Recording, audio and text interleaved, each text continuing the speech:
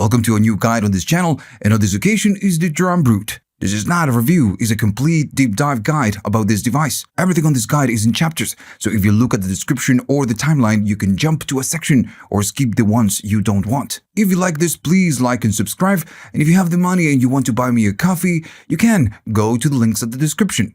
Right, so this guide is going to be divided on mainly two sections, which is everything we can do with this device, not going in detail through all the different knobs that we have right here, but, learning how to create patterns, how to manage the banks, and all the different possibilities that we have with this device. And at the end, we're going to go one by one, just listening to the different elements that you have available. So how this works is with banks and patterns. So you have 4 different banks. Before you start anything, you need to select the bank and the pattern you're going to be working with. So if you go to bank, you have the A, the B, the C, and the D. So 4 different banks, and each bank can hold up to 16 patterns, and each pattern can be 64 steps long. Super simple. You go to the bank. Notice that you cannot go to other places. You can go to the bank A, and then once you're standing there, you need to go to the pattern section and choose which pattern you want to work with, and right here you can do up to 16 patterns. So if I go to the first one, I have something right there. If I play it, we get something. And then if I want to go to a different bank, a different pattern that lives on the same bank, I can just tap it, and then it's just gonna go there. Now this is super simple, but you need to remember that when you work with a pattern, you need to save it, because if not, you're gonna lose it when you change banks or when you turn the unit off. Now also when playing, I'm going to be doing some playing, and I'm playing my pattern. If I change to a different pattern, let's say the pattern number 7, there's nothing here, but if I change it there, it's going to await for this pattern to be done in order to play this one. And if this one is starting, it's going to await and then go and play that one. Now this is by default how the unit works, but you can change it. If you go to shift and hold it, I'm holding the shift right here, you don't see it on camera. Notice that we get something else going on right here, some lights. Well, the 14th is going to be that one. This on means that it will await for the pattern to be done before we change it. But if I turn it off and I do the same thing, when I go to the different pattern, the 7, it's going to instantly go there, and so on, right? So you need to remember that option. By default, this one is on. I'm just going to leave it on for now.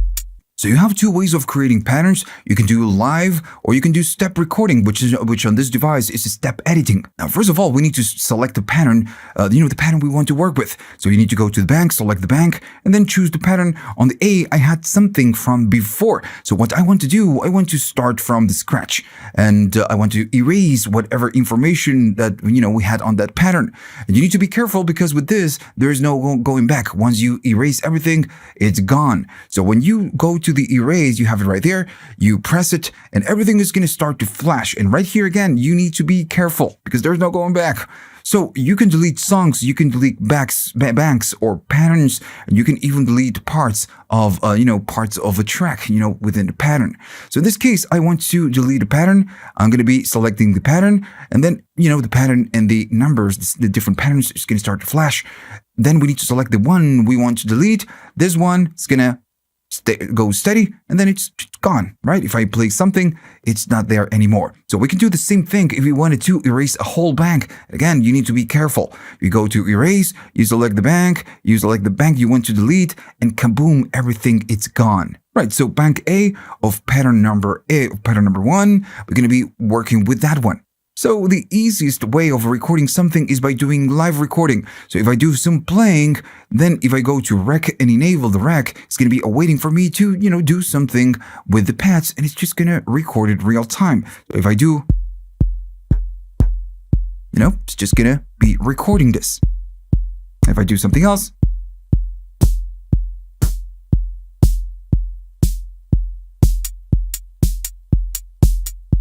right. So it's super, super simple. Now the thing is that right now we are not able to see what we are doing. So this is going to be on this step right here in this section. So when you go here to step, it's going to show you all the different things that you did for the different parts. If I go out of rec, because if I play a pad, it's going to be recording it. If I stand on the hat, it's going to show me the information of what we did with the hat. If I go to the kick, it's going to show me what we did on the kick. And notice that some are blue, some are red. We're going to talk about that in a minute. But as you can see, we have a kick right here, and it's a little bit offset from the first step. And it's because when we do a record, we do play, there's no, feedback of where we are, right? We have no metronome, but we have the metronome right there. First of all, this is crap. I'm going to be erasing this. I'm going to be doing the pattern and starting from the scratch. If I do play on that pattern, we have nothing. So as soon as you turn it on, this goes on a separate channel. So I'm going to turn it on, and this is the volume of the metronome. If I play it, it's just going to give me a metronome. So now we know where we are, right?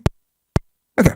So now we're going to go back to the step, and every time you go and select the pad, it's going to stand on that channel. So whatever is happening right here is going to show it to you. So let's say that I want to do a kick, right? So I'm going to go enter the rec mode, and I'm going to do the kick. And now we have the right thing. Let's do some snares. And some hats. Right, so pretty simple. And if you want to turn off the metronome, you can do it from there. There we go. And of course, you can change the volume. It's going to go really loud or just, very soft. Now, one more thing that you need to remember is that right here you have your tempo. So you can go up in tempo or you can go down in tempo. Now, there's a way to use the tempo in a global way or to save the tempo with each pattern. Now, we're going to talk about that much later. Now, another thing that you can do with the tempo, instead of going by units like, with the BPM like we are doing right now, if you hold the shift, it's going to give you this, which is like, I don't know, like going to 120 BPMs dot 21. So, it's just a little bit like that. Right. Now, you can also go to the tap tempo, pretty simple. And then if we tap the tempo, it's just going to be doing that. Let's go faster. Right.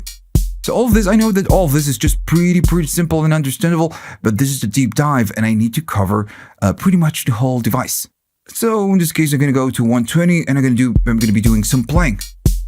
So as we can see, we are standing on the pattern number 1, but also right here at the bottom on the first 5 steps, we can see something right here. It says 1/8, then triplets, then 1/16, triplets, and then 1/32s. So this is the time division. Now every time that you enter something, you play something, you record something, is going to quantize it. But still, you have your time division right here. So if you want to change your time division, you're going to be going to shift. I'm holding the shift right here at the bottom. You cannot see it, but then it's going to show you right here some options. But right there, these ones are the time divisions. So if this one is 1/16, it's going to sound like that, but we can do triplets. It's just going to go faster. And then we can do 1/32, then 8 triplets and 1/8. Right. So you can change your time division on the fly. Also, you need to remember that when we record something, since this is going to quantize it, we're going to talk this on the next section, it's going to quantize it depending on what you're using right here. So if you want to do hats, 30-second hats, and you're standing on 16s, it's not going to do it, right? So you need to remember that. Now, I'm going to be doing some playing. So it's a tiny little tip that I'm going to give you. So when you're playing, and you press the play again, it's going to pause the playback on that step. And when we do play again, it's going to resume from that step. Now, this is the default behavior, stopping right there. If I do play, it's going to continue from there. Now, this is an option that you can change on the software, the companion app that you get for this device. You can go there and change how the play works. So right now it's pausing, and then when you unpause it, it's going to resume. But you can change the behavior for this, this action to restart the whole thing. So if I do play and then pause it, and then play it back again, instead of playing it from here, it's going to start from the beginning. And this is an option that you can change from the MCC, which is the, MIDI control center. Right. Another thing that sometimes happens is that sometimes the MIDI is going to get stuck, right? And even if you stop, it's going to keep going.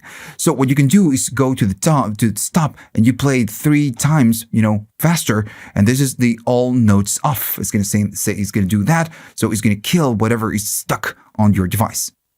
Right, so when you record by default, everything is going to be quantized to the time division that you have selected right here. If you go to shift, 1/16, that's a time division. So if I, I'm going to start again, erase. I'm going to go to pattern. I'm going to erase the pattern number 1. If I play it, we have nothing.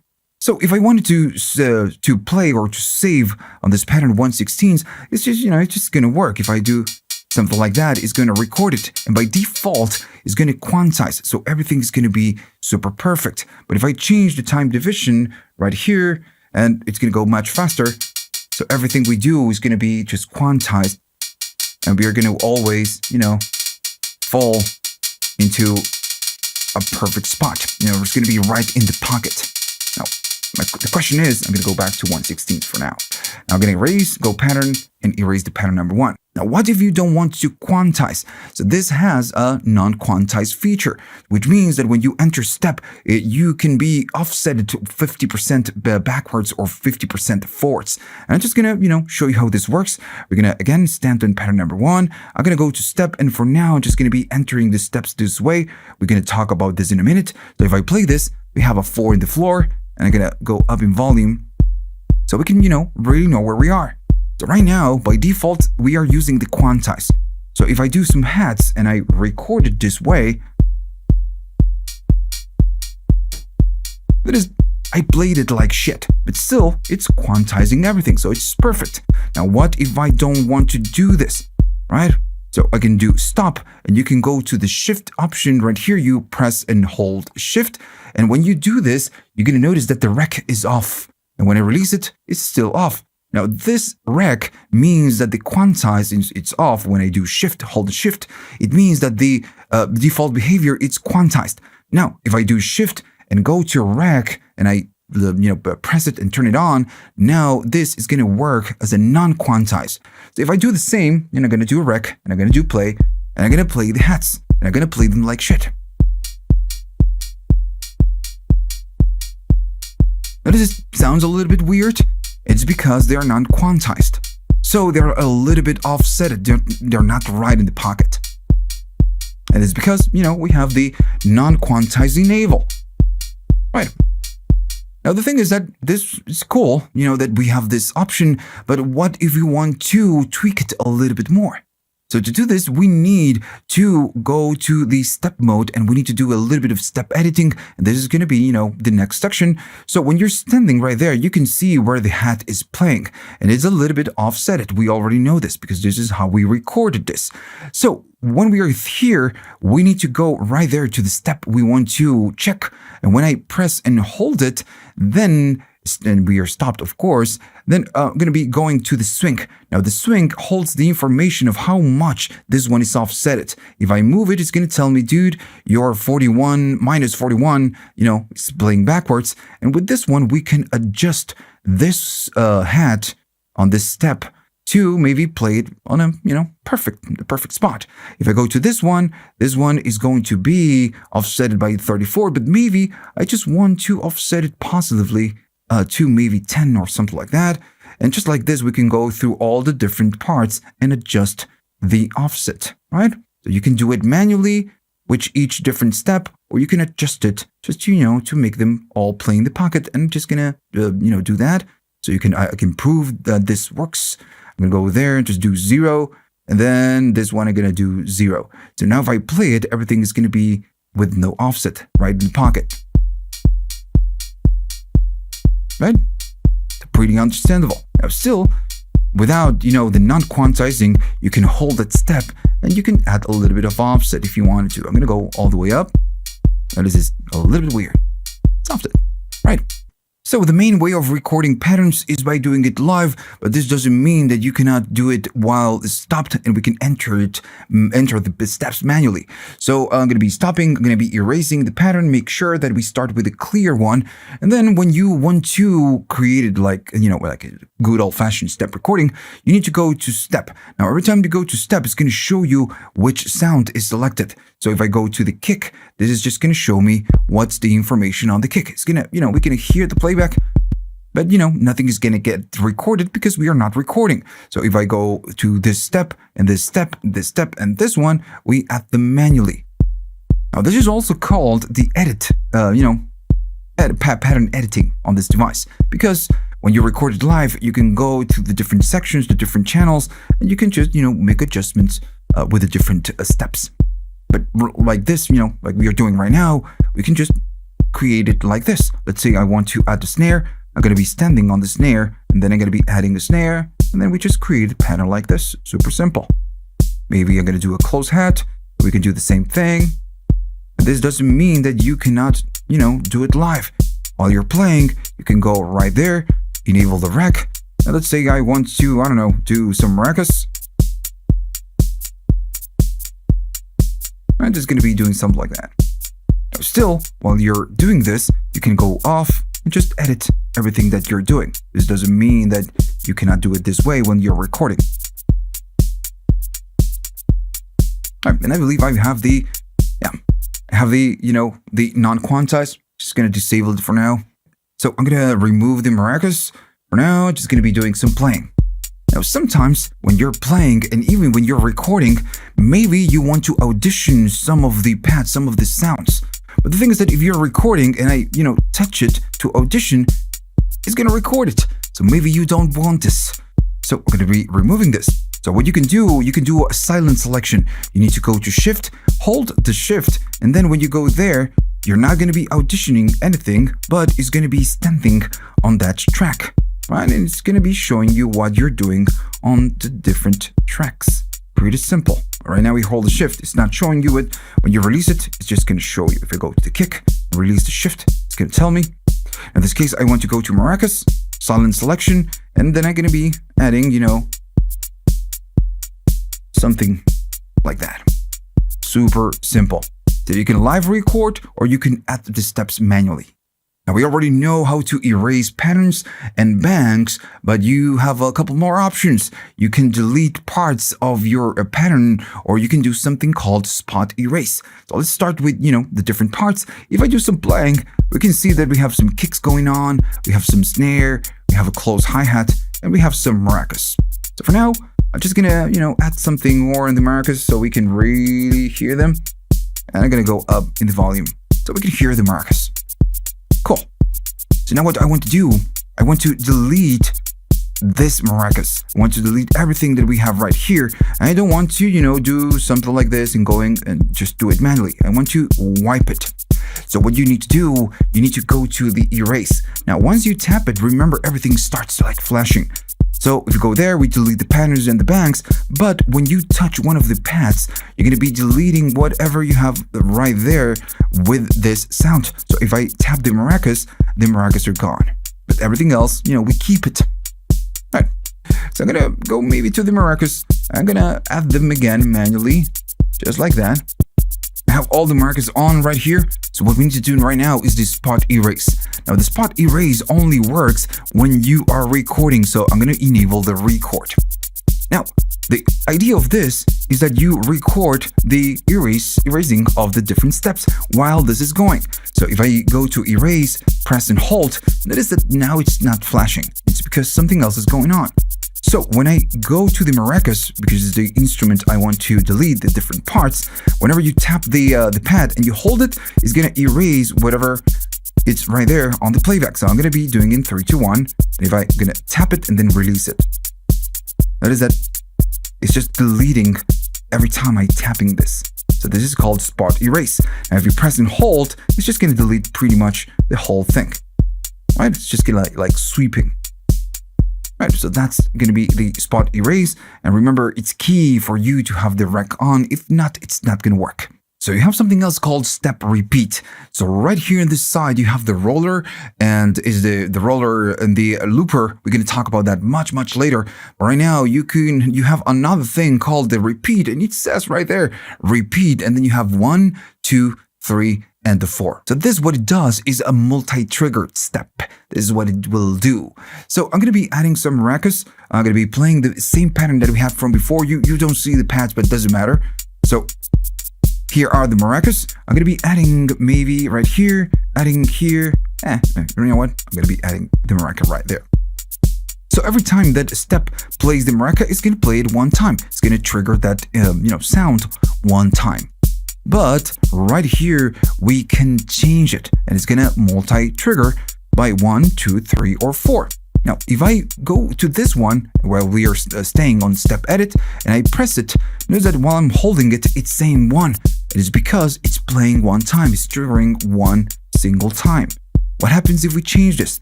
So I can go right there, and it's going to change it to 2. And now this one is going to multi-trigger, and it's going to triggering it twice. Right? That's the, step repeat. I can still hold it, and it's going to tell me that it's doing 2, but we can change it to 3. Now this is just longer because, if I go slower, it's going to be a little bit more obvious. Right? It's just super obvious. I'm going to go up in volume. Right? If I hold it, we can do 4. And now it's going to trigger it 4 times. If you want to go back to 1, you just go back to 1. And this is super cool because you might have something very simple, but then maybe you want to multi-trigger this one, something like that, and maybe right here I'm going to be holding it and doing it 4. And now you can, create different sounds. Right, so super cool. Now remember, the other function on this side is going to be the roller and looper. We're going to talk about that much later. Now you have mainly 2 ways of creating accents. You have the manual way, like we did with the steps, like when we create steps, or you can just, create accents when you tap the pad. Now I'm going to be erasing this pattern so we can start over, right from the scratch. If I do some playing, we have nothing. So let's say I want to record an accent. I'm going to be going a little bit faster, like 120, something like that. Doesn't matter. So when you tap and you're recording, when you maybe go to a close hi-hat and you tap softly, it's just going to be adding the hat, right? Super simple. Now I'm going to be doing it, but I'm going to be doing it more aggressively. What is that? If I do that, now this one is going to be red. It's because this one is an accent. It's the same hat, but, accentuated. If I do it again, it's just going to go and do it. And if I do it soft, it's just going to be doing it with no accent.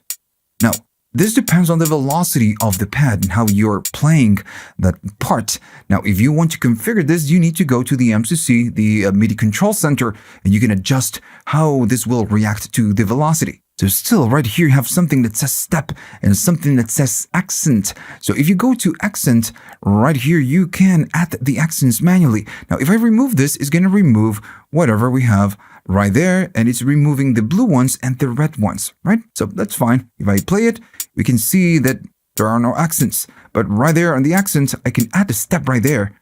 It's going to do it, and it's going to do it with the accent. Now, if I want to go to step, and I go to step, it's still telling me that these ones have an accent. And I can safely go to the accents and remove them if I want to, or go to the steps, add them, and then go to the accents and make these ones have an accent. Right? It's super simple. You can add them manually, or you can do it while editing. Okay, so right here at the bottom, it says something that you have something that says solo and something that says mute. So you can create mute groups and solo groups. Now, this is a very simple thing. I'm going to be erasing the pattern that we have from before and just going to start over right from the scratch. So we have no pattern. I'm going to be stopping this. Let's say that we want to maybe add some kicks. I'm going to go to the kick and add the kick right there. And I'm going to be doing some playing while we're doing this. Then I want to be adding some snares. I'm going to go to the snare. I'm going to just add a snare right there. Super simple. Maybe a clap. Then if we go to the hats, let's add some hats. Right? Maybe some maracas, whatever. It doesn't matter. Right. So now we have 1, 2, 3, 4, and 5 instruments on, on the pattern. So what you can do, you can create solo and mutes. So, but you do this with in groups.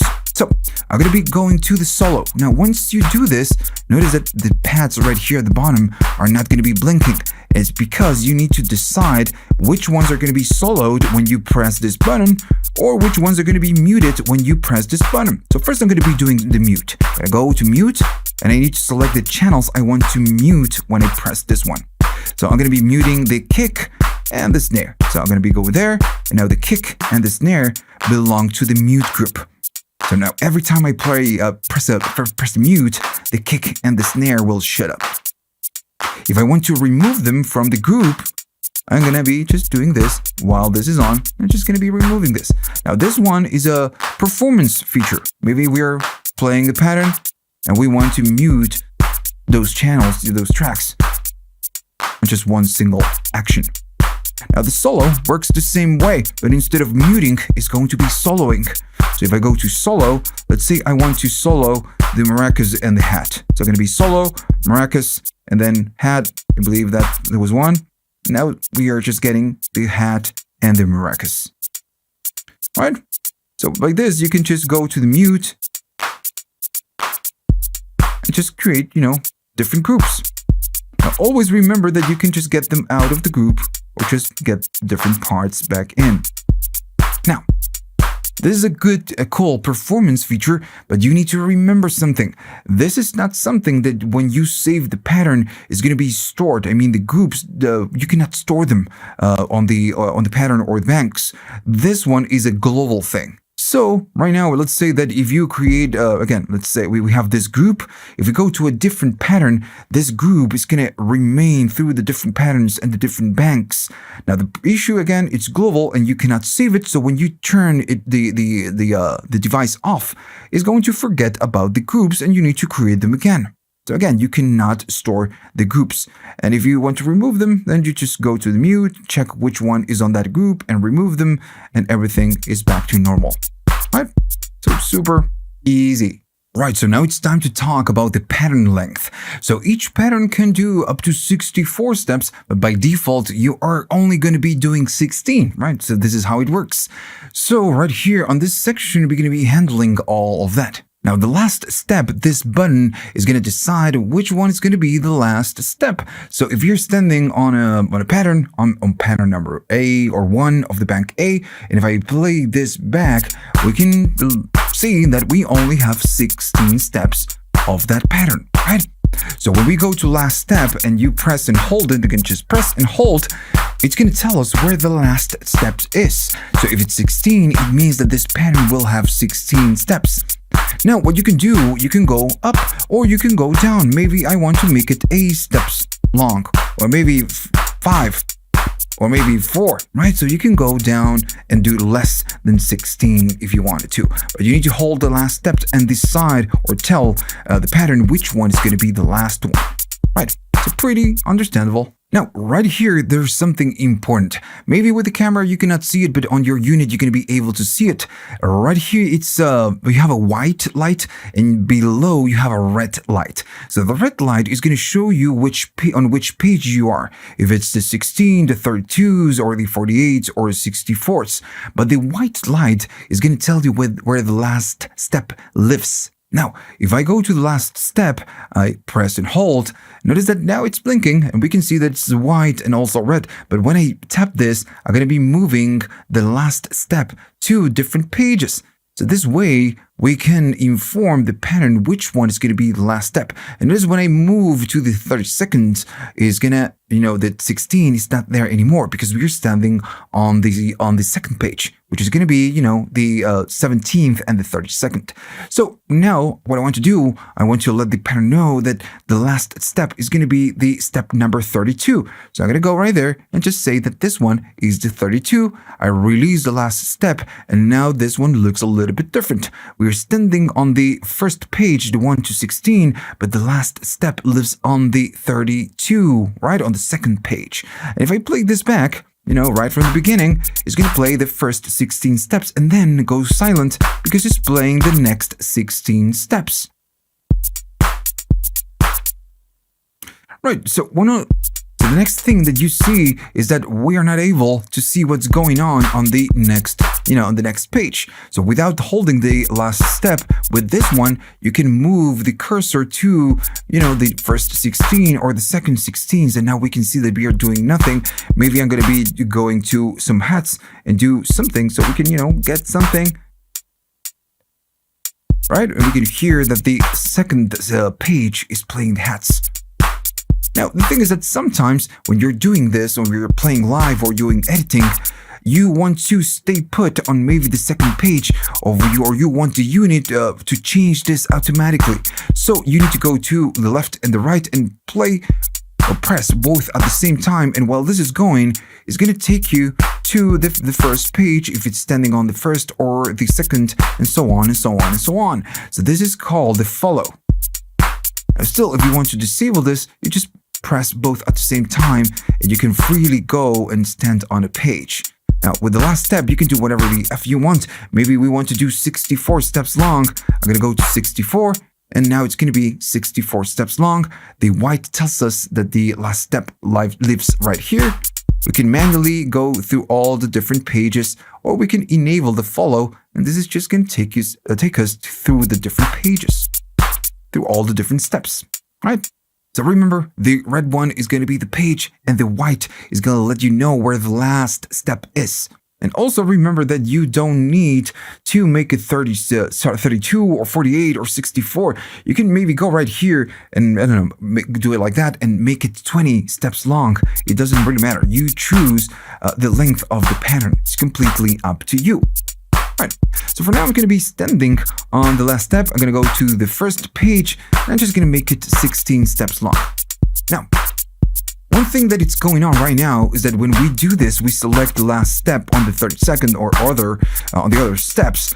The pattern that we have is not being copied, right? So if I go there, I go make it 32.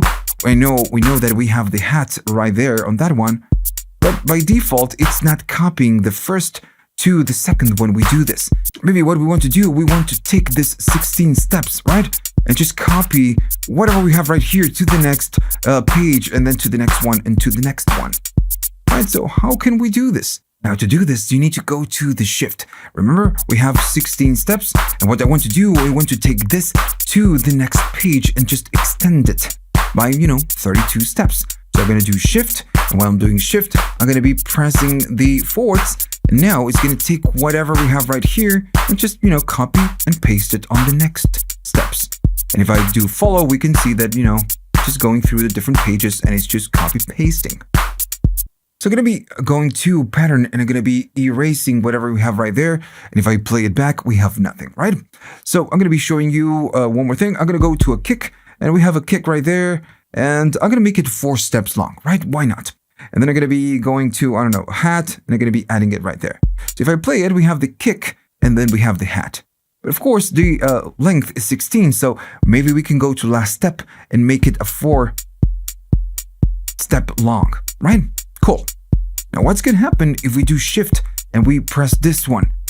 Is going to copy the 16s and paste it on the next 16s? No, what this does, the shift and the forwards, is going to listen to where your last step is, and it's going to copy whatever you have here until your last step. It's going to chop this, copy, and then paste it to the next 4 if you had 4 steps enabled. So if I do this, do shift, and then do forwards, notice that now the length is 8 steps long. This is copying the 4th, pasting it on the next 4. If we keep doing this, now it's going to be 12. If I do it again, now it's going to be 16th. And you have a limit of 16. So if the first 16s, you have data on all the first 16 steps. If you do shift and then you move forwards again, what happens is that you're extending the pattern to more steps. Right? So pretty simple.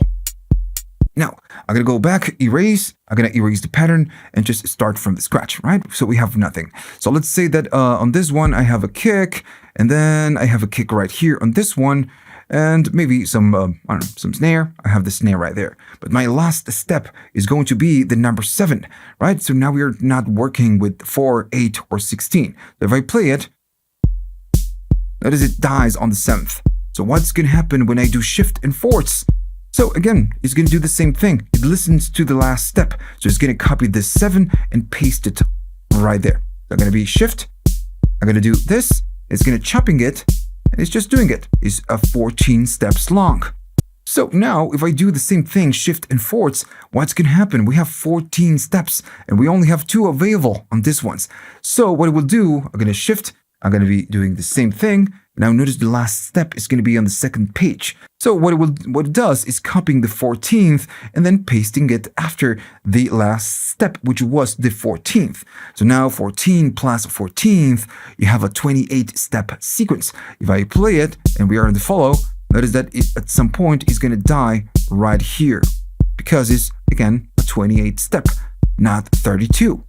So you always need to bear that in mind if you have an odd, sequence or pattern. I want to say odd, but, something that it's not 16, 8, or 4.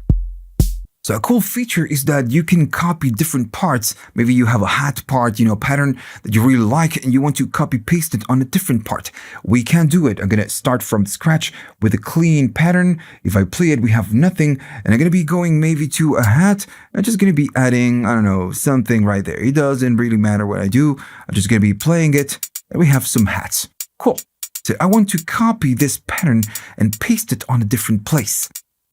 So I'm going to be going to the option right there that it says copy. Now, remember when we do this, just like the erase, everything is going to start to flash because, with the same function, we can copy patterns, banks, and parts.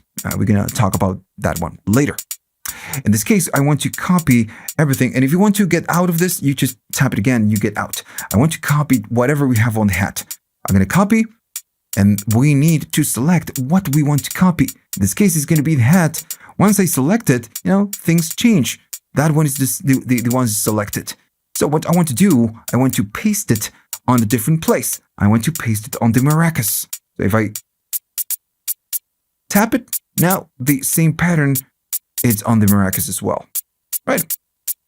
Super cool. Now, can we do this? Can we do the same thing between patterns? Yes, we can. It's the same idea, but you need to, before you paste it, you need to select a different pattern. Let's do the same thing. I'm going to be going to the hat, all right? I'm going to be doing a copy. I'm going to be selecting the hat. That one is copied. It's a memory. But also notice that the pattern and the bank is blinking. So I need to go maybe to the pattern and select where I want to paste it. Maybe I'm going to be doing it on the pattern number 2. And I'm going to be pasting it on the pattern number 2, and I'm going to be doing it the maracas. And I'm going to be pasting it on the pattern number 2. I'm going to go to pattern number 2, and now we can hear that the maracas are playing, and not the hats, of course. You can do the same thing with banks. Maybe go to a bank, select the bank, and then paste it on a different pattern of a bank. The motion, the procedure is the same thing. You just copy, select the part, and whenever you navigate to where you want to be, then you paste it. Okay, so we need to talk about the swing, the one we have right here. And we have two parts, this swing, and then we have something that calls a current track. So this is just swing. Let's create a tiny little pattern. I'm going to be standing on step, and I'm going to be doing this manually so we can see what we are doing. And then we are just, made a mistake. I wanted to maybe do it right here. You know what? I'm going to keep it. I'm going to do the hats, and then maybe I'm going to be going to a kick. And I'm going to be adding the kick. Something, super simple. Maybe I'm going to be doing it like this, so we have more hats. Right, it's going to be adding some snares, something like that. Something, not that weird. And some maracas as well. We always work with the same parts. Cool. So now the swing is going to give you that swing. So the values for the swing right here, if this is not enabled, are global. So all the different, the whole kit is going to be affected. If I go all the way down, 50 is the lowest that you can go, and you can go all the way up to 75, and we can hear that swing kicking in. And the maximum value is 75. So the swing will apply to the whole kit, right? Very simple and straightforward. We have this option on a million different devices. Now you can go into some in-betweens or go all the way aggressive. Now, this is very simple to understand because the swing is global. It will affect everything. What the F is the current track. So let's say I want to go to the hat, right? So I'm standing on the hat. I can go to current track, and if I enable this one, I can apply some swing only to the hat. I'm going to be going to the hat. And now the hat, has that swing. I'm going all the way aggressive. Now, since the current track is enabled to the hat, I can maybe go to a different, like the maracas, and notice that there is no swing right here. So we can independently do swing for the different channels without using the global one, right? Which is something really cool. Maybe on the maracas, I want to do a little bit. I don't want to go all the way aggressive to 75 like we are doing with the hats. Right, so maybe just a tiny little bit. And now we are doing it global, but maybe, I'm gonna go over there. I'm gonna enable it for the maracas because that one is selected. And then just the cats and the maracas are doing swing and everything else is not. Right, now there's one tiny little thing that you need to know. I'm gonna go all the way down and turn off the current track. And I'm gonna go to the hats. And I'm gonna maybe turn the current track off. I'm gonna go all the way down to nothing, so we have no swing, right? So we are not doing swing. Now the global swing will affect the individual swing. Right, so let me just give you an example. I'm gonna be doing a 70 of a swing. So now the whole kit, all the different instruments, different channels are doing a swing of 70. And remember the max is 75. So let's say I want to enter this one and I want to give it a current track. Now the remaining parts are doing a swing of 70, but now this one is going to be a little bit different, right? We're going to do its own swing. Now if I go here, notice that I cannot go really aggressively. I cannot go less than 70, and I can only go from 70 to 75. And it's because we are using the global swing. So if you're doing a global swing, the independent channels have a limited amount of swing because now we are doing a global of 70. So we only have 5 to go. So remember, this is what you need to be aware of is that if you're doing global swing, the individual parts will be affected if you do a current track. Right? Okay, so the swing is very simple. We have a global one, or we can go to current track, and the global will affect the current track. Right? So then we have the randomness. Now the randomness, what it is it works just like the swing, but in a different way. And it will mess with the pattern. The steps is gonna mess with the steps are gonna be on or off in a random way. And it's gonna mess with the accents as well. So it's just gonna give us a little bit of randomness. So I'm gonna start over with a clear pattern, and they're gonna be going there. And if I play it, we have nothing. So let's say that we have some kicks, some snares, and some hats, right? So I'm going to be standing on the kick. I'm going to be adding some kicks, just like we did before. We have a snare, something very simple. And then we have some hats. I'm going to go to the hats and just do them right there. Right. So we have something not super challenging, right? Something very simple.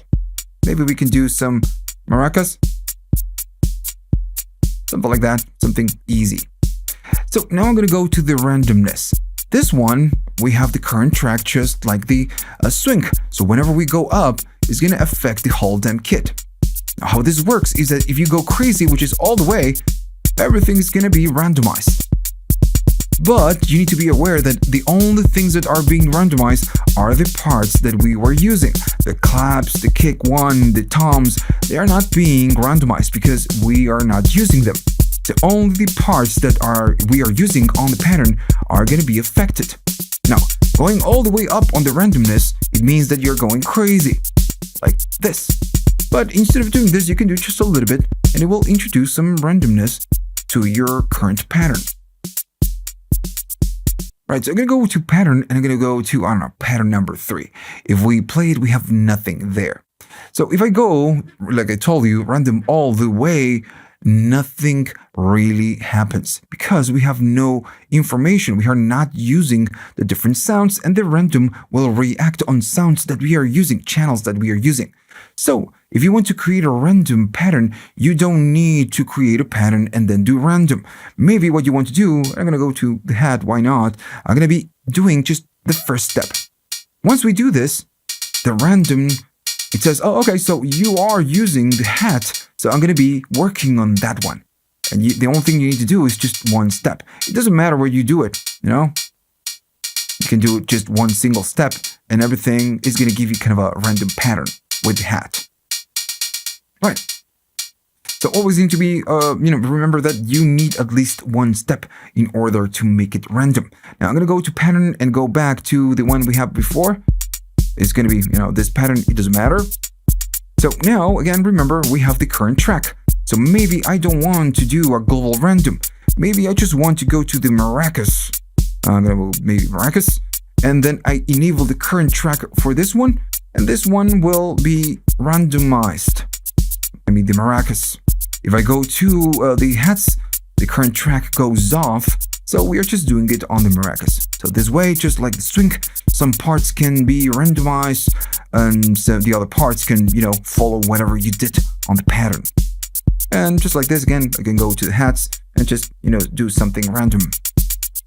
Right, so with the global swing, the global randomness, and the current track, you just can, add a little bit of randomness to your patterns and just make them more interesting. That's, the plan. Right, so now we need to talk about the roller and the looper, and it's going to be the touch strip that we have right here. So this can work as a roller or looper. Now the main problem is that how can we know on which mode we are? Well, we need to go to shift, and if we press and hold, this is going to tell us where we are. So if we go to the number 9, this one is going to be the roller or looper. So now it's on the looper mode, because when it's on, the number 9 is going to be roller. So I'm going to release it, and again, make sure that this one is on. So what it does, it's going to repeat the pad that you're pressing, right? So I'm going to go to whatever pattern, doesn't matter. We are just not doing anything. And I'm going to be adding kind of a 4 in the floor. So I'm going to go to step, step, step, and then step. And if I do play, we get that, 4 in the floor. Pretty understandable. Now, so right now we are working on working And right here, it's telling you 1/4, then 8, 16s, and then 32s or 30 seconds. So this, again, what it will do, it will just repeat whatever it is that you're doing. So I'm going to be going to, the close hat, this one. But first I'm going to be, standing right here. And if I play it, this is what it does. I'm pressing and holding this one, but I'm also doing this. So it's just using that division to repeat whatever it is I'm holding on the bottom part. If I go to 16s, it's going to do 16s. If I go to 32, it's going to do 32. So this is a performance tool. If you're doing something, let's say we add some claps right there, maybe some snares. Going to add the snare, and then at some point you want to play this. Remember, we are in the play mode. But if you hold this, so again, this could be a performance tool. It's something that you do it like that. Now, I'm gonna stop, and then I'm gonna do a record. Now, we can use it as a performance tool, but also we can use it to record things. So if I hold this and I just start playing, well, now, of course, we need to do play. I'm gonna be holding it, and while I do this, it's gonna record whatever it is that we are doing, right? Now, on top of this, if you're doing the same thing, we can just move the touch strip, move the finger over the touch strip. It's going to record whatever we are doing. We're going from 1/4 to 8 to 16 and back. Now remember that when this records things, everything is quantized. So it depends on what you want to do. Let's say, for example, I want to do the 32s. If I do this, it's not going to happen because we are not on 32. So it's just not going to do it. Because again, it's quantizing. It has no idea how to do it. So in this case, if you want to do something like that, you're going to need to kind of go back and convert everything to this. It's going to go faster. Now you're going to need to adjust whatever it is that you're doing. I'm going to go to the kick. I'm going to remove that one, keep this one. And then I'm going to go to snare. And again, on the snare, it's just pretty much the same thing. We have the 4 in the floor, right? But now, if we go to the close hi-hat, we can remove this ones. And then I'm going to be playing this. And we can just, create different sounds. In this case, since it's recognizing the 30 seconds, we can do this. So this is what the roller will do, right? Okay. So the looper, which is the other thing that we can do with this, is a little bit different. Now, the looper is not a per channel thing. With the roller, if I'm doing the hats, let me just remove this. If I'm doing the hats, it will only react to the hats and not everything else. So the looper is a little bit different. It's going to work on a global, right? Everything is going to be affected. Now the looper will loop whatever pattern that we are doing by, some amount or some division we have right here. So I'm going to go to shift. Remember, the 9 is on. This means that the roller is on. I'm going to turn it off and I'm going to release it. I'm going to be playing back, and now you will notice that it's going to be a little bit different. If I do 1/16, notice what's going on. Nothing happens. I'm going to try to, stay. There we go. Maybe I'm going to go 1/4, right? So I'm going to stay right there. So what is going on? We are using, the time division is 132. So it's doing this, and this is repeating this section. Now I'm going to be changing this. I'm going to go to 1/16 and modify the pattern so we have something a little bit more complex, because if not, it's just going to be too simple. Right, I'm going to add some hats, something like that. It doesn't matter. We just need to add something just to make it sound a little bit more complex. So remember, we are in loop mode. So I'm going to be doing this. Whatever the transport is, which was in the 9, is going to repeat 4 steps because it's 1/4, right? So it's going to be looping this section. This is what it does. This is the loop. If I do go 1/8, is that short? 1/16 is the same, and then faster. So the idea of this is that whatever it is, you're going to be holding it, and when you're holding, it's just going to loop that portion, but whatever value you're holding right there. Now, this is, again, a performance tool. It will not work. If you're recording, it will not record it, of course. It's something that works when you're playing. Now, if you are recording and you do it by mistake, the loop will change and it will work as a roller because, you're recording. I'm going to be recording, I don't know, maybe the maracas. I'm going to go right there, of course. Notice that it's just doing it. Now it works as a roller. Right, so now we need to talk about the polyrhythm mode. Now, what is polyrhythm? Maybe you don't know. So I'm going to give you an example. I'm going to go to erase, go to pattern. I'm going to start from the scratch. If I do some playing, nothing happens. So first, I'm going to show you what it is. So let's say we want to start with the new sequence, right? So we have a kick. So this is going to be my kick. I'm going to go to step. I'm going to be adding that kick. And it's just going to be a 16 steps of kick, right? That's the only thing we have. So we want a snare. I'm going to go to the snare. I'm going to be adding a snare. So now we have 16 steps of the snare. Remember, we have 16 of the kick, 16 of the snare. Pretty understandable. The whole sequence is going to be 16 steps. Now I'm going to be going to a hat, and I'm just going to be doing something like that. And we have the same thing, 16 steps of a hat. Now, we know this because the last step is going to be the 16. So we assume that the pattern is 16 steps. That's pretty simple. Now I could go to the last step and I can just go to the 8 and make it an 8-step pattern. Now everything changes because now the kick is 16 steps, the snare is 16 steps, and the hat is 16 steps. So the last step is global. All the instruments or channels or elements of this pattern of this drum machine will follow whatever whatever last step you have, right? So this is not polyrhythm because all the elements are following the same last step. The whole sequence will last something and all the elements will follow. So what if we could modify the length of the sequence, but individually, for each element? Maybe the kick is going to be 16 steps, the snare is going to be 3 steps, and the hats are going to be, 32 steps. Well, that is polyrhythm. Now, by default, this is not enabled on the drum machine. So how can we check it? So we go to the shift, we press and hold, and the polyrhythm on is going to be the 16. Right now, it is off. So if I turn this on, the polyrhythm is on. Still, if I do some playing, nothing really happens. Everything is still going to be the same. Now, first, let me do something. I'm going to go to shift, disable it, just to show you how this works. I'm going to be going to the last step, and everything is going to be 16 steps, right? So the snare, the kick, and the hats, everything is 16. Now I'm going to go and enable the polyrhythm. I'm going to release it. And how can we make this work? Well, now every time we do a last step is going to be for each different part. If I'm standing on the hats and I do last step, that last step is going to be only for the hat. For example, I'm going to go to a kick, right? We know everything is 16 steps. So the kick, I'm going to keep it 16 steps. That's fine. Now I'm going to go to the snare, right? I'm going to go to the snare. Now the snare by default is 16. So I'm going to be selecting last step and I'm going to make it shorter. I'm going to make it 7. And notice it starts sounding a little bit different because the kick is 16, but this one is shorter, right? It's going to be 7. So this is, what you do with polyrhythm. Let's go to the hat. I'm going to stand on the hat and I'm going to make the hat, hold the last step. I'm going to make it, 13. right?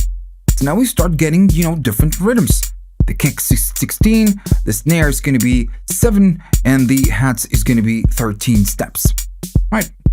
So pretty cool. This is a good tool, just to add a little bit of variation, or maybe just to do a little bit of improvisation. Maybe you would like to, get a different feel, and you just change the length of the patterns and just create different combinations. This is a very creative tool. Now, what happens if we want to extend the sequence? We already discussed that when we do shift, we press and hold, and then we go to the forwards one. Is going to take whatever you have on between the start and the last step. It's going to copy and then paste it on the next ones. So what's going to happen with polyrhythms? Because the kick is 16, the snare is 7, and the hat is 13, right? What happens when we copy? So now everything is going to work on a per track basis. So if I go to the kick and I do shift, I'm going to hold the shift. Remember, polyrhythm is on, but I'm going to go extend on the kick and I'm going to make it longer. As soon as you do so, notice that right now the last step is going to be on the next section. And if I maybe play it, notice that the kick has 32 steps because initially this one had 16, right? Okay. So what's going on with the other ones? I'm going to go to the snare. The snare is 7 steps. We never changed this. So when we are on polyrhythm, every time we extend the sequence is going to be on a per channel basis. So, okay, so this one, the snare, it's 7. If we do shift and extend it, now it's going to be 14th, and we can see it right here. It ends on the 14 and then starts over. That's the snare. What happens with the hats? I'm going to go to the hats. The hats are 13. If we extend it, I'm going to be doing like that. And now it's going to be longer. And we can see it right here. It's going to page 1, page 2, and the last step is going to be on the, I guess it's going to be the 11th. Right? So it was 13, now it's just 26. So this is how, it works. The polyrhythm works. And you need to be careful, when you want to extend something, because you can only extend it on a per channel basis. Okay, so we need to talk about saving and copying patterns and banks. And this because on the next section, we're going to need to talk about the song mode. And we need to do a little bit of copy pasting. So we already know a little bit of this. So at this point, this should be very simple for us. So I'm going to be erasing whatever we have. This is just had only the pattern number 1. So if I do some playing back, there's nothing going on. I'm going to be standing right here, and I'm going to be doing maybe something simple so we can have something that we can identify very easily. Just like we did before, we're going to do something like that. It doesn't matter. If I play it, it's going to be like that. Right? Very simple. Okay, there we go. So, okay, so what I want to do, I want to save this one. We never did this so far. So we are standing on the pattern number 1 already, right? So the only thing we need to do is just hold the save right here at the bottom. And then when we do this, or we hold it, then you can tap on the song bank and pattern, and it's just going to save whatever you're standing. Now, the thing is that you might be thinking, okay, I'm working on this pattern. If I change the pattern, it's going to go to the whatever other pattern. But if I go back, it's there. No, well, not really. So if I turn this off, right, it's completely off, and I turn it back on, then if I play this, we are standing on the pattern number 1 of the bank number 1. If I play it, it's going to forget everything. So it stays in memory until you turn it off and you turn it back on. So you need to be aware of this. If not, you're just going to lose your work. And that really, really, really sucks. I'm going to be adding, the snares and the hats just like we did before. And we are going to be saving this. So remember, it's going to be the save. So when we do save, we need to go to either the pattern. We are standing on that pattern. So I'm going to be saving this. And when I tap the pattern, it's going to start blinking. So if we are standing right there, it's just, it's going to save it. Now, if I stop it and I turn it back on, turn it off and then turn it back on, it should be there. If I play it, it's there. So what if I want to copy this pattern and paste it on a different place? place. So, okay, so pretty simple. We just need to go to copy. And it's pretty simple, like doing copy. Everything is going to start, blinking. So you can go to the pattern. We are kind of already there. But when you go to pattern, you're saying, dude, we want to copy something from the pattern. At the beginning, when we do copy, everything is blinking. So it's waiting for you to make a selection here. So we go to pattern. And then if we want to copy this one, right? So we are going to be copying this one. But this is not the way it works. By default, if you're standing on that one, you are going to need to select a different one because you're already standing this on that pattern. And I know is a little bit weird. All right. So we know we are standing on this pattern, right? So I'm going to do copy and I'm going to do pattern. There we go. Now, right by default, right now, since we were standing on that one, it knows that it's the one we want to copy. So instead of selecting the one we want to copy, we kind of jump a step and we decide where we want to paste it. So I'm going to be pasting it right there, right? So if I go here and select that pattern, I'm going to play it and, we copy paste. So it's a little bit weird sometimes because you only see copy and we are not using the word pasting it, right? But the only thing you need to remember is that when you do copy, if you're already standing there, you do copy, you're already copied that one, right? I'm going to stop it. And what if I wanted to do the same thing between banks, right? Maybe copy the pattern A from bank A and paste and copy this one and paste it on the bank B and the pattern 9, for example. I don't know, something like that. So it's the same deal, but the thing is that it's just a little bit longer. So I'm going to be doing copy, right? And I'm going to do pattern. So we already know that this is the pattern we want to copy. Now, so then I'm going to be going to bank because I want to change the bank. Do we want the bank A, the B, the C, or the D? Well, I'm going to be changing it to the bank C, whatever. Now, once we are standing on the bank we need to go to the pattern we want. So I'm going to be pasting it on the pattern number 9 of the bank C. Now, if I go to bank, I'm going to choose the C one. And then if I go to pattern and I stand on the 9, we get the same pattern, right? So that's how we copy patterns from different banks. And I'm explaining all of this because it will be really, really useful when you work creating chain of patterns, right? The copy pasting is a must, right? So I'm going to be stopping this and we need to talk about the song mode. Right, so let's talk about the song mode. If I go to song right there, you have 16 steps of a song. So you can create 16 different songs. Now, each song can hold up to 16 different patterns. So what this is a way to create, an evolution of different patterns that you have, already created. And you're just pretty much chaining the patterns on a song. So you can store a chain of patterns, right? That's the song mode. Okay, so you're gonna do it right now. So I'm gonna go to the bank number D, and if I go to pattern, I have a pattern on the pattern number 1, which is just a kick. On the pattern number 2 is a kick and a snare, something very simple, so we can identify it when we create a song. And then it's gonna be a kick, snare, and hat on the pattern number 3. Super simple. So what I want to do, I want to create a song with these 3 patterns. Okay, so how can we do it? Well, first we need to go to the song and we need to decide which song we want to use. Remember, you can store up to 16 different songs. I'm going to be using this song number 1. So when you are standing right here, you need to enter the song mode. Well, is the rec song mode or write mode. So by doing this, when you're standing here, you're going to need to tap the rec. So now we need to select the patterns that we need to work with. If you need to change the bank, you can go to the bank, select a different bank. In this case, I'm already inside the bank I want. And then this again, it's waiting for us to type the different order. So how it works, let's pretend that I want 16 steps of this one. Then I want the number 3, with 16 steps of the number 3, of course. Then the next one is going to be 16 of the B, and I'm going to repeat 16 steps of the B, and then I'm going to end the song with with just the kick, right?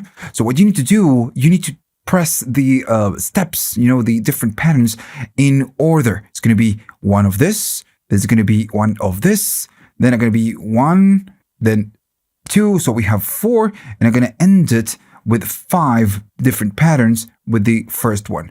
Once you're done, entering the different chain, this remembers everything, but you need to exit the rec song mode by tapping the rec. And there we go. So now we are standing on the song, right? Notice that maybe the light, the camera is not so generous. This one is going to be purple, and it's because it's telling you that you're standing on the song number 1. If I press a different one, now we are standing on the song number 6 that has no data. Now the number 1 has data on this one, on this one, on this one, on this one, on this one. So we have 5 different patterns. So this is the chain that we created.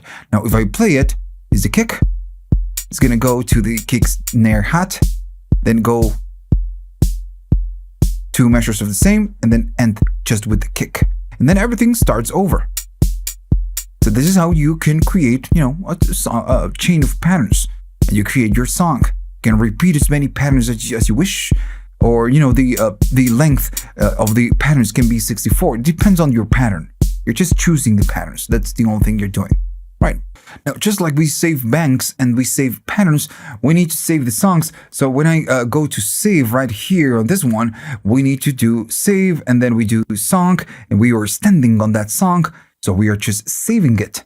Just like, we did before with the patterns and the banks. One thing that you need to remember is the global BPM. This is something that we never discussed already. So if I'm going to get out of the song mode and I'm just going to show you with this. So we have this pattern, this one, and this one, right?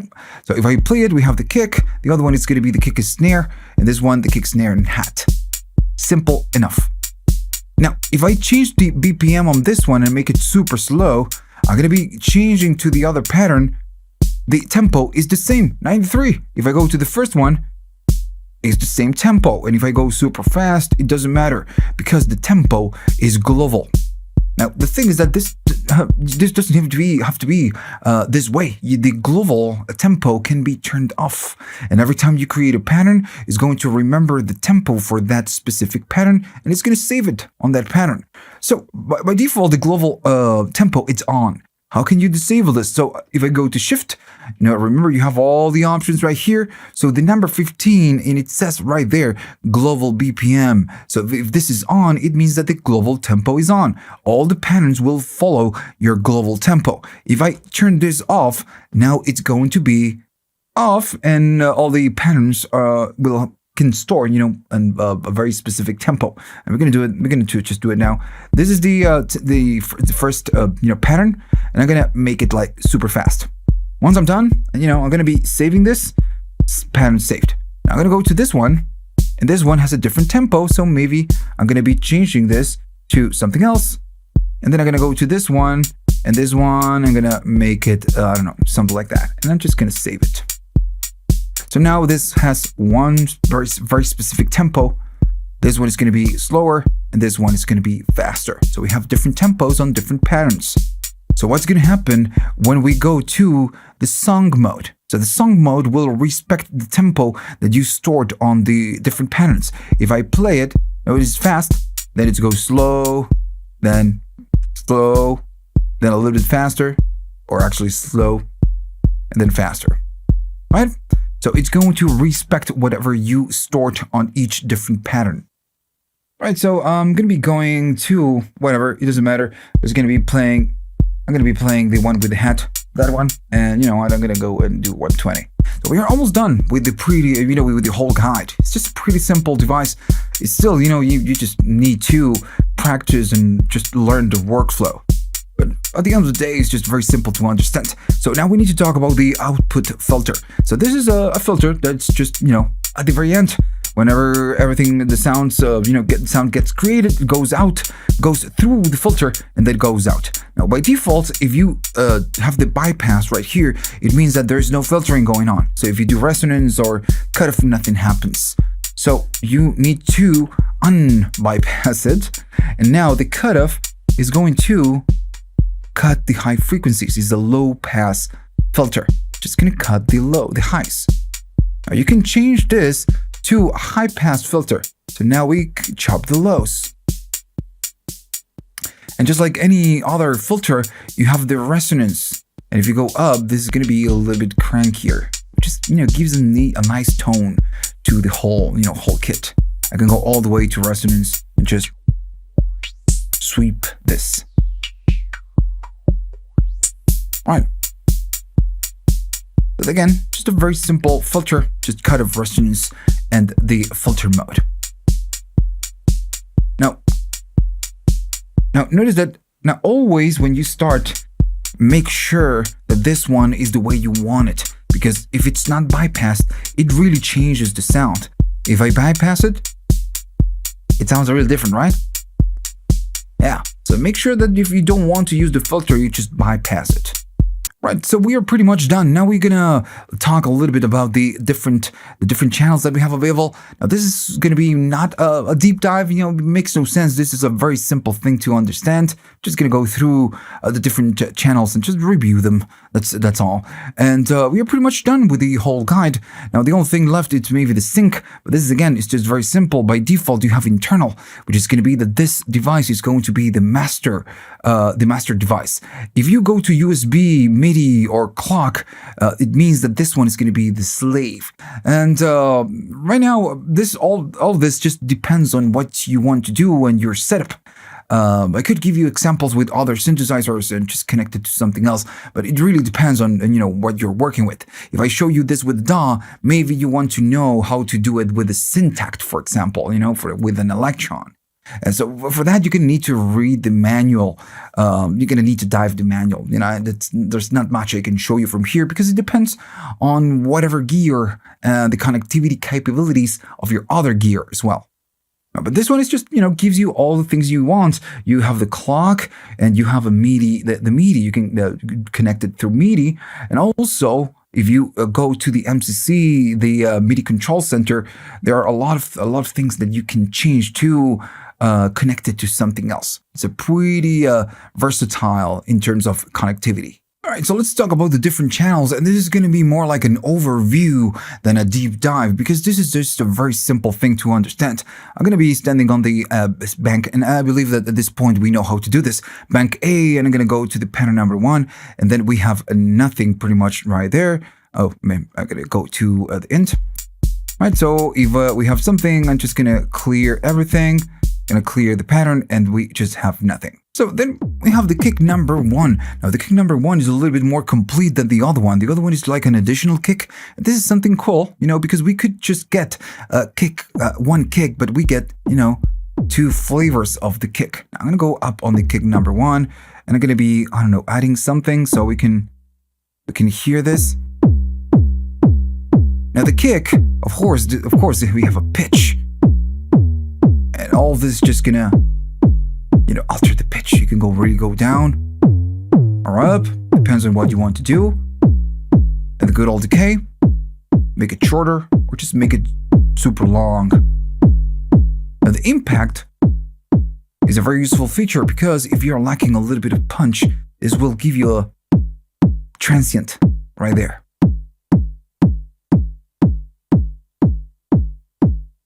Now if you go all the way up, it's maybe a little bit too much. Maybe we can do less. And then we have the sweep, which everything works with the pitch and the decay, of course. I make it really short. There's almost no sweep.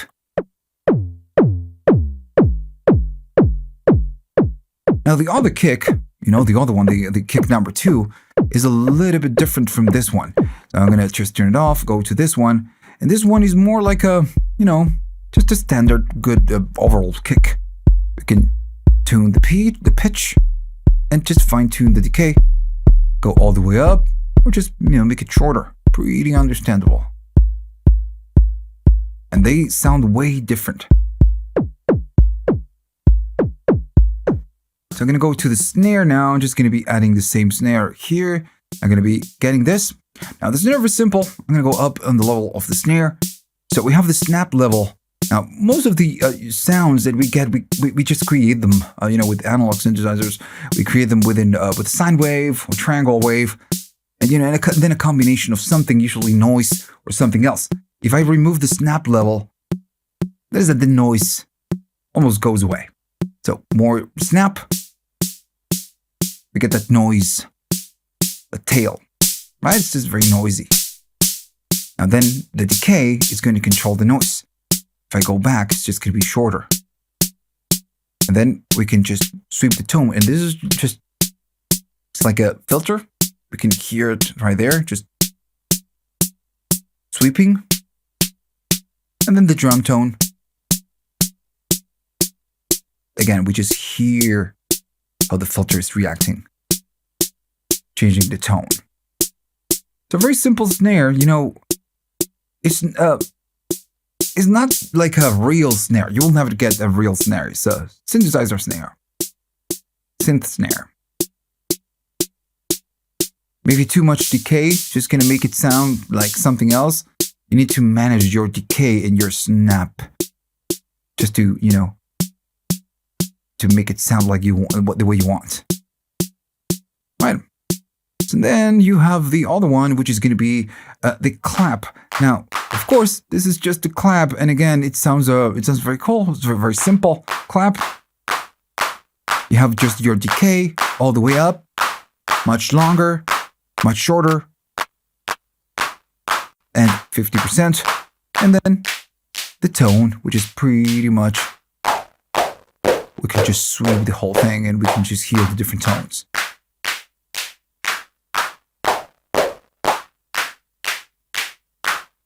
Right. Now, let's go to the next one. The next ones are a little bit special, which is going to be no, not the next one. I'm sorry. I thought we were gonna talk about the hats. We're gonna go to this one, which is the rim, or the which is the clavis. You know, I'm gonna be doing this, and this is just the rim. Now, on some of the channels, as you can notice right here, you get shared controls. So maybe you can change the tone for the rim. That this does nothing because, you know, on the clavis, because we are just not using them. In this case, it's just going to affect the tone of the rim. Now, if I just turn this off and I go to the next one and go to the clavi, which is going to be a little bit different, this one does nothing. So the possibilities on this one is just going to be going up in level and down the level. You don't get a lot of, you know, a lot of options. So let's go to the next one. Now, the hats are a little bit special. Not my favorite, but, you know, they're cool. Now, there's kind of a, I wouldn't say a trick, but there's something that you need to be aware of, with the hats. So I'm going to go up on the hats. Now, the pitch is like the most important control right here, and depends on what you do. It's just gonna sound, and in the mix, I mean, I'm talking about the mix. It's gonna sound the way you want it to, so you always need to change the pitch. And right now, it makes not a lot of difference, but it will on a mix. Now, the main control, like super important control in the hats, is gonna be the decay. Now, this is a closed hat. If you make it super long, it will sound broken and weird. So, since this is a closed hat, it makes sense that you use short times, you know, short decay. And then it's gonna sound like a closed hat. And it's the same deal with the other one, with the open hat. I'm gonna maybe remove this. I'm gonna go to the open hat and just add something. And now we are on the open hat. Notice that they are very similar. Now, I can make it really short, but I can go up with the decay. And on this one, just like the other one, maybe I'm going to go there, just like this one. If I go up on the decay, it's just a little bit too much. So, just like this one, you're going to need to tone it down, make it shorter in order to make it sound cool. If I go to this one and just add, you know, a couple ones.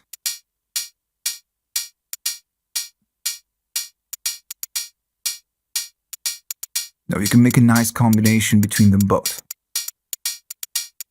If you make them all really long, you're gonna start getting some, you know, something a little bit weird. Now, I wouldn't say it's super useful in a mix, or, you know, really usable. But it's nice, you know, just having the opportunity to make it longer, to adjust the decay. In my case, I really like to use this on small values, just small decay, it's just short decay. All right. So then we go to the next one, and just like the rims and the clave, this is tom high, or it will be a conga. So right now we are standing on a conga, and the only thing that you can do right here is to change the pitch. There's not much you can do. So I'm gonna go up a little.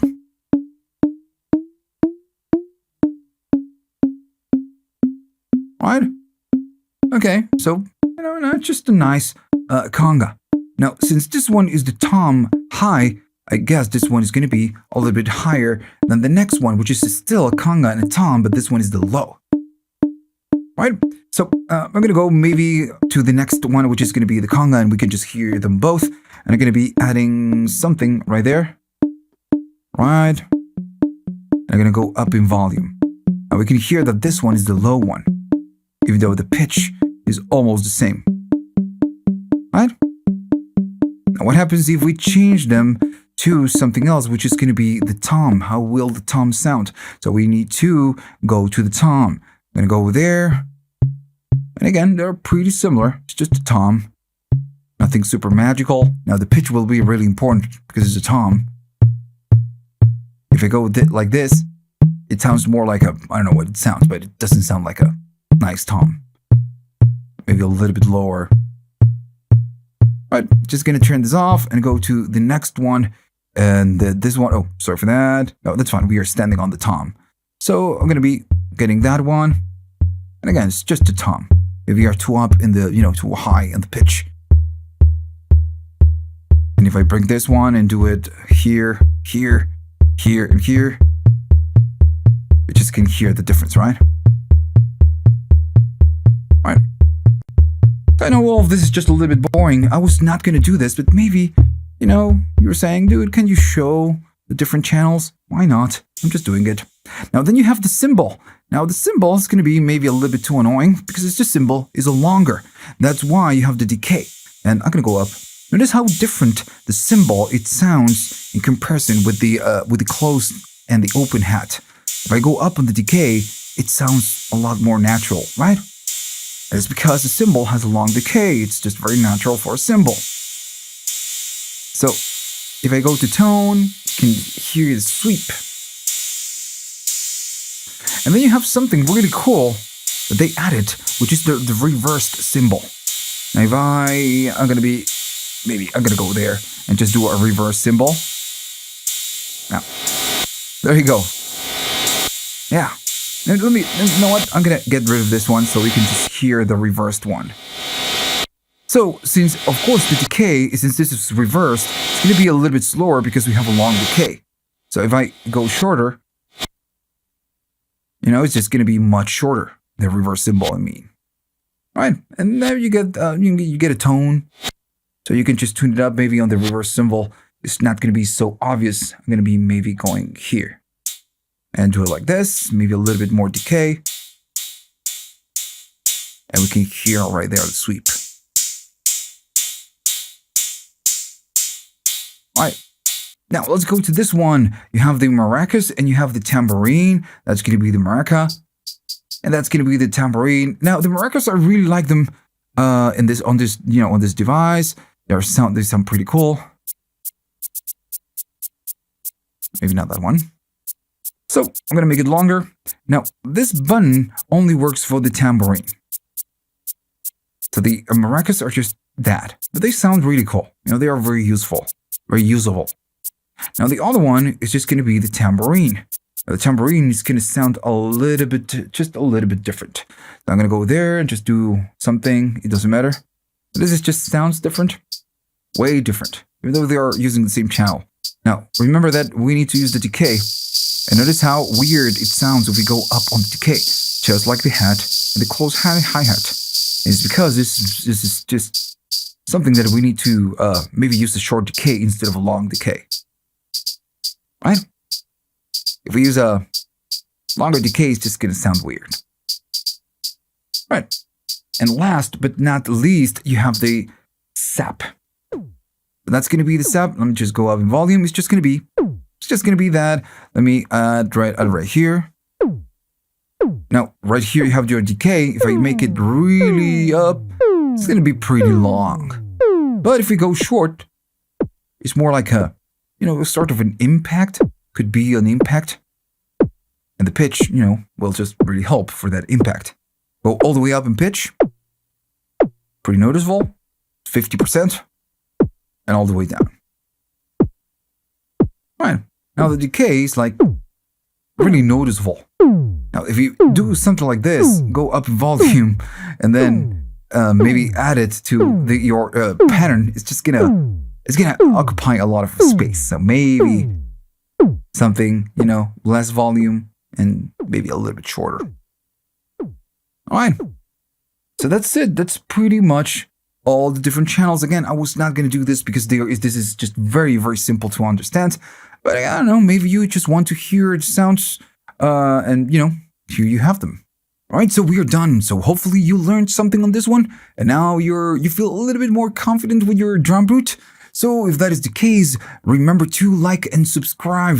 And if you have the money and you want to buy me a coffee, you can. Why not? You have on the description, you have links for PayPal, you have Patreon, and you have YouTube thanks. Maybe you can be a 1-month patron. You get some, sample packs and some preset packs in return, and everything I upload, you get it way before it hits YouTube. So if you want to buy me a coffee that way, you can. Right, so thanks for watching and see you on the next one.